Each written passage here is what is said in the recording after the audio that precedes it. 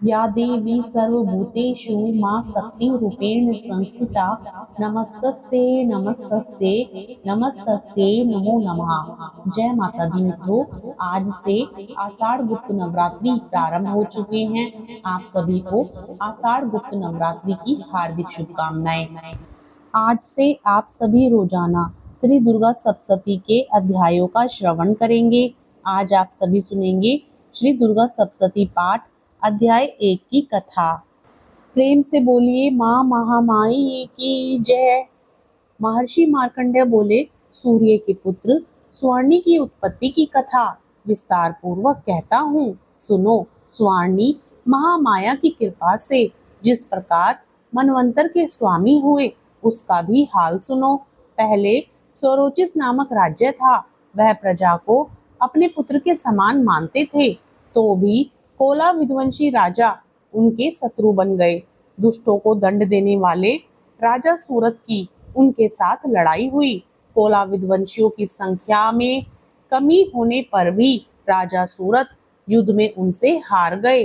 तब वह अपने नगर में आ गए। केवल अपने देश का राज्य ही उनके पास रह गया और वह उसी देश के राजा होकर राज्य करने लगे।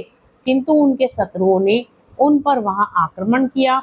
राजा को बलहीन देखकर उसके दुष्ट मंत्रियों ने राजा की सेना और खजाना अपने अधिकार में कर लिया।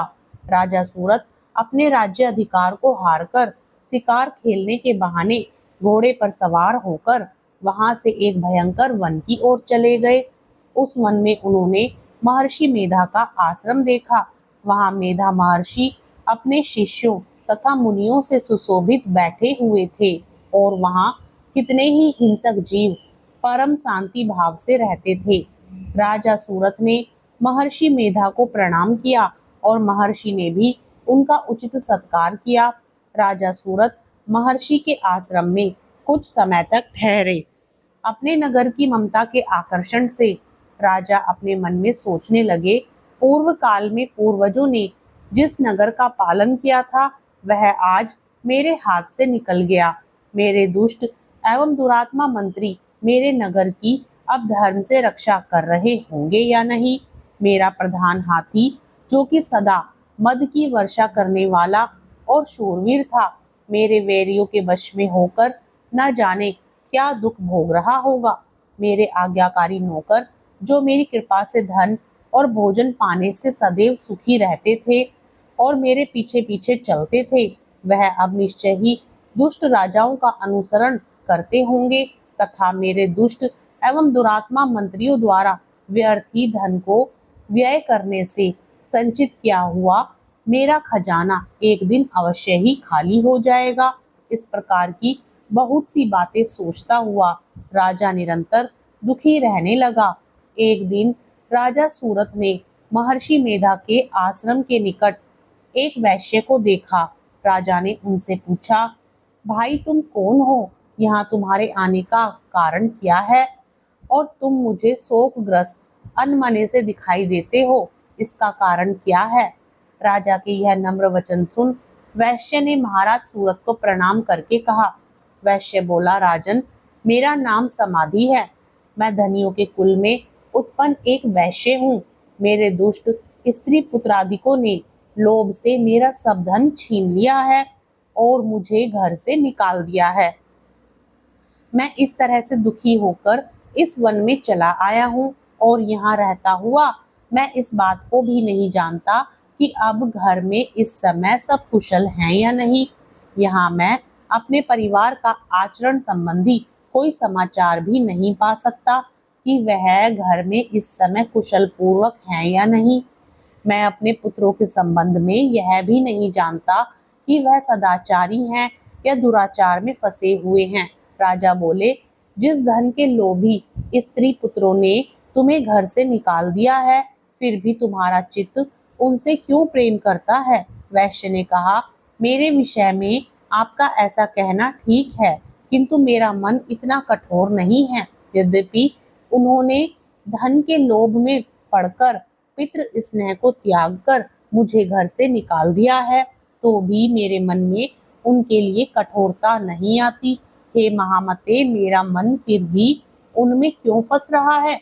इस बात को जानता हुआ भी मैं नहीं जान रहा। मेरा चित्त उनके लिए दुखी है। मैं उनके लिए लंबी लंबी सांसें ले रहा हूँ। उन लोगों में प्रेम नाम को नहीं है, फिर भी ऐसे निस्नेहियों के लिए मेरा हृदय कठोर नहीं होता। महर्षि मार्कंडेय जी ने कहा, हे ब्राह्मण।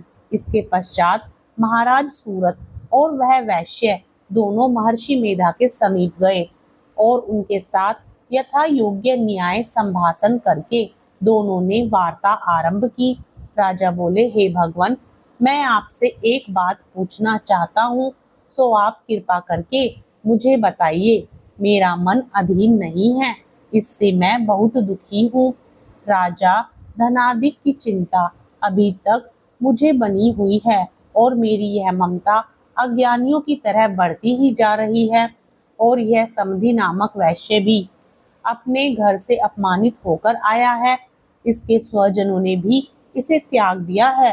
स्वजनों से त्यागा हुआ भी यह उनसे हार्दिक प्रेम रखता है। इस तरह हम दोनों ही दुखी हैं। हे महाभाग, उन लोगों के अवगुणों को देखकर भी हम दोनों के मन में उनके लिए ममता जनित आकर्षण उत्पन्न हो रहा है। हमारे ज्ञान रहते हुए भी ऐसा क्यों है? अज्ञानी मनुष्यों की तरह हम दोनों में यह मूर्खता क्यों है?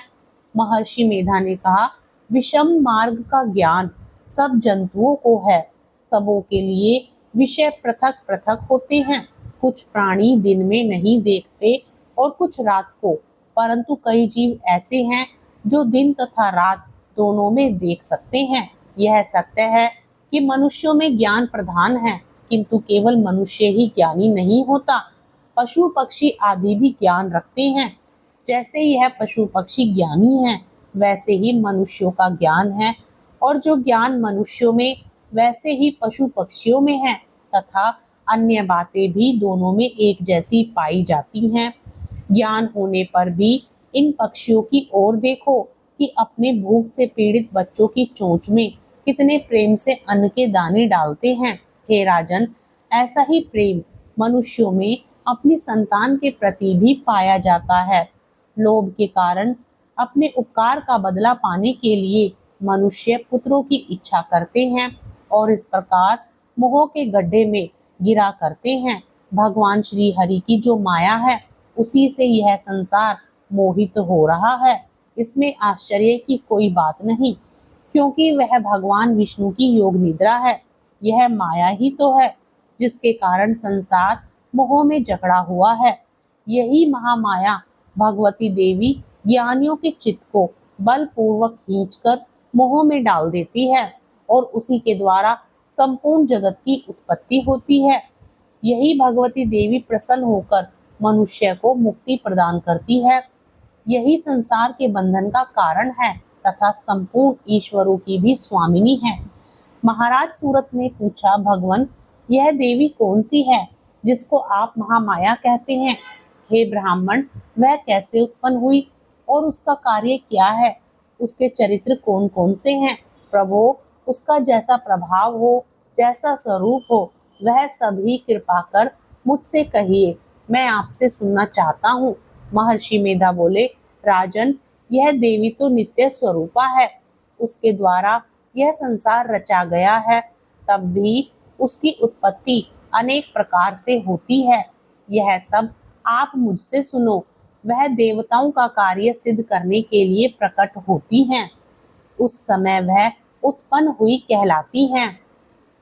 संसार को जलमय करके जब भगवान विष्णु योग निद्रा का आश्रय लेकर शेष सैया पर सो रहे थे, तब मधु कैटब नाम के दो असुर उनके कानों के मेल से प्रकट हुए और वह श्री ब्रह्मा जी को मारने के लिए तैयार हो गए। श्री ब्रह्मा जी ने जब उन दोनों को अपनी ओर आते देखा और यह भी देखा कि भगवान विष्णु योग निद्रा का आश्रय लेकर सो रहे हैं, तो वह उस समय श्री भगवान को जगाने के लिए उनके नेत्रों में निवास करने वाली योग निद्रा की स्तुति करने लगे। श्री ब्रह्मा जी ने कहा, हे देवी, तुम ही स्वाहा, तुम ही स्वधा, तुम ही वशटकार हो। स्वर भी तुम्हारा ही स्वरूप है। तुम ही जीवन देने वाली सुधा हो।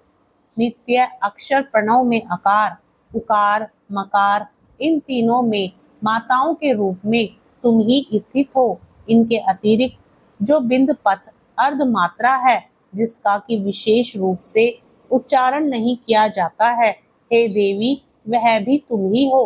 हे देवी संध्या, सावित्री तथा परम जननी तुम ही हो। तुम इस विश्व को धारण करने वाली हो। तुमने ही इस जगत की रचना की है और तुम ही इस जगत का पालन करने वाली हो। तुम ही कल्प के अंत में सबको भक्षण करने वाली हो। हे देवी जगत की उत्पत्ति के समय तुम सृष्टि स्वरूपा होती हो, पालन काल में स्थित स्वरूपा होती हो, कल्प के अंत में संहार रूप धारण कर लेती हो। तुम ही महाविद्या, महामाया, महामेधा, महारात्रि और मोहरात्रि हो। श्री ईश्वरी और बोध स्वरूपा बुद्धि भी तुम ही हो। लज्जा, पुष्टि, तुष्टि, शांति और समा भी तुम ही हो। तुम खड़ग धारणी, शूल धारणी, घोर रूपा तथा गदा, चक्र, शंख और धनुष को धारण करने वाली हो। बाण, भुशुंडी और परिघ यह भी तुम्हारे ही अस्त्र हैं। तुम सौम्य और सौम्यंतर हो। यही नहीं बल्कि जितनी भी सौम्य तथा सुंदर वस्तुएं इस संसार में हैं, उन सबसे बढ़कर सुंदर तुम हो। पर अपर सब पर रहने वाली सुंदर तुम ही हो। हे सर्वस्वरूपे देवी, जो भी समस्त पदार्थ हैं उनमें जो शक्ति है वह भी तुम ही हो। ऐसी अवस्था में भला तुम्हारी स्तुति कौन कर सकता है। इस संसार की सृष्टि, पालन और संहार करने वाले जो भगवान हैं, उनको भी जब तुमने निद्रा के वशीभूत कर दिया है, तो फिर तुम्हारी स्तुति कौन कर सकता है। मुझे भगवान विष्णु तथा भगवान शंकर को शरीर धारण कराने वाली तुम ही हो। तुम्हारी स्तुति करने की शक्ति किसमें है। हे देवी तुम तो अपने इन उदार प्रभावों के कारण ही प्रशंसनीय हो। मधु और कैटभ जो भयंकर असुर हैं, इन्हें मोह में डाल दो और श्री हरि भगवान विष्णु को भी जल्दी से जगा दो और उनमें इनको मार डालने की बुद्धि भी उत्पन्न कर दो। महर्षि मेधा बोले, हे राजन, जब श्री ब्रह्मा जी ने देवी से इस प्रकार स्तुति करके भगवान को जगाने तथा मधु और कैटभ को मारने के लिए कहा, तो वह भगवान श्री विष्णु के नेत्र, मुख, नासिका, बाहु, हृदय और वक्ष स्थल से निकल ब्रह्मा जी के सामने खड़ी हो गई। उनका ऐसा करना था कि भगवान श्री हरि तुरंत जाग उठे और दोनों असुरों को देखा, जो कि अत्यंत बलवान तथा पराक्रमी थे और मारे क्रोध के, जिनके नेत्र लाल हो रहे थे और जो ब्रह्मा जी का वध करने के लिए तैयार थे। तब क्रुद्ध हो उन दोनों दुरात्मा असुरों के साथ भगवान श्री हरि पूरे 5000 वर्ष तक लड़ते रहे। एक तो वह अत्यंत बलवान तथा पराक्रमी थे, दूसरे महामाया ने भी उन्हें मोह में डाल रखा था। अतः वह भी भगवान से कहने लगे, हम दोनों तुम्हारी वीरता से अत्यंत प्रसन्न हैं, तुम हमसे कोई वर मांगो। भगवान ने कहा, यदि तुम मुझ पर प्रसन्न हो तो अब तुम मेरे हाथों से मर जाओ। बस इतना सा ही वर मैं तुमसे मांगता हूँ, यहाँ दूसरे वर से क्या प्रयोजन है। महर्षि मेधा बोले, इस तरह से जब वह धोखे में आ गए और अपने चारों ओर जल ही जल देखा, तो भगवान श्री हरि से कहने लगे, जहाँ पर जल ना हो, सूखी जमीन हो, उसी जगह पर हमारा वध कीजिए। महर्षि मेधा कहते हैं, तथास्तु कहकर भगवान श्री हरि ने उन दोनों को अपनी जांघ पर लिटाकर उन दोनों के सिर काट डाले।